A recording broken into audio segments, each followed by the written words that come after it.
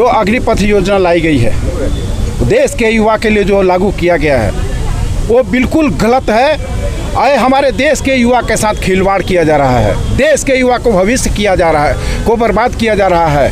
अब बताएं, बोलते हैं कि हम 4 साल रखेंगे, 4 साल के बाद तुमको रिटायर करेंगे। कहाँ जाएगा युवा? कौन देगी इसकी गारंटी कि 4 साल बाद वो रिटायर होकर उनको जॉब मिलेगा? तो हमारे देश के युवा जो देश का भविष्य माना जाता है, मैं बोलता हूँ अमित शाह जी से, आप भेजिए अपने लड़कों को बॉर्डर पे, 2 साल के लिए भेजिए। उनको पता चलेगा कि क्या होता है बॉर्डर पे, क्या हमारे सेना झेलते हैं बॉर्डर पे, कैसे हमारे देश की रक्षा करते हैं। और आज उन्हीं युवा के साथ आप खिलवाड़ कर रहे हैं, उनके भविष्य के साथ खिलवाड़ कर रहे हैं। हमारे देश में करोड़ों लोग, करोड़ों युवा दिन रात मेहनत कर रहे हैं। सुबह 4 बजे भोर में उठ के दौड़ते हैं, शाम में दौड़ते हैं, और क्या क्या नहीं कर रहे हैं इस सेना में जाने के लिए। लेकिन आप सेना में 4 साल के बाद उसको रिटायर करके भेज रहे हैं, उसके क्या होगी ज़िंदगी और क्या करेगा वो? मैं बोलता हूँ नरेंद्र मोदी और अमित शाह जी से, क्या आपकी उम्र ज़्यादा हो गई है? आप छोड़ो गद्दी, युवाओं को मौका दो। युवा 4 साल करेंगे, 5 साल करेंगे, उसके बाद फिर दूसरा युवा आएंगे। आप कहते हैं कि 4 साल बोल के हमारे युवा को ठग रहे हैं।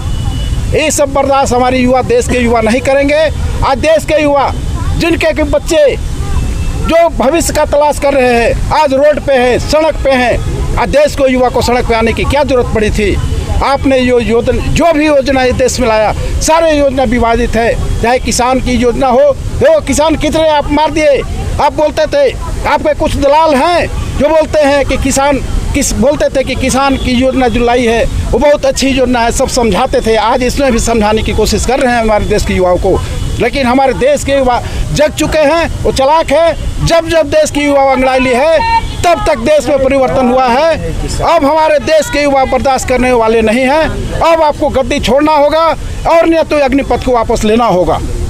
अग्निपथ योजना के खिलाफ देखिए, ये देश के साथ गद्दारी है, युवाओं के भविष्य के साथ गद्दारी है, तो इसको बर्दाश्त करने का कोई यही नहीं है। इसके विरोध में आज हम लोग उतरे कि जितना जल्द हो इस कानून को, इस नियम को, जो आप योजना बनाए, इसको वापस लीजिए। आखिर आप लोग ये योजना जो चली है, क्या दिक्कत कहाँ आ रही है? दिक्कत कहाँ आ रही है?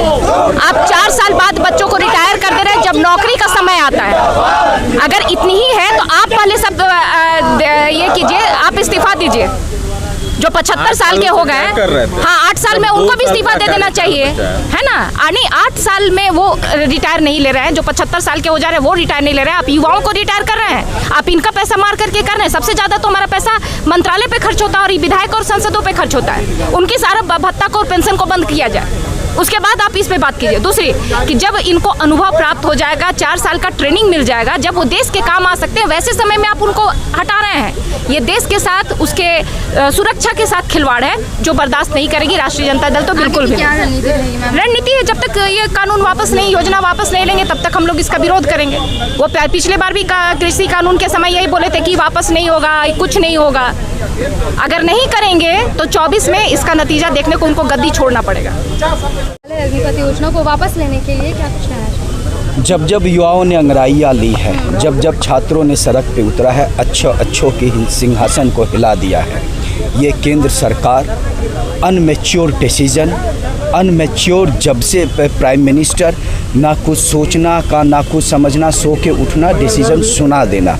अग्निपथ देश के पिलर के साथ खिलवाड़, 4 साल के लिए नौकरी, इससे दुर्भाग्य और क्या हो सकता है। इसीलिए अब पानी सर के ऊपर से आ चुका है और अब अगर हम नहीं जागे तो इस देश को टूटने से कोई नहीं रोक सकता है। यह अपने आप को राष्ट्रभक्त कहते हैं। कैसा राष्ट्रभक्त?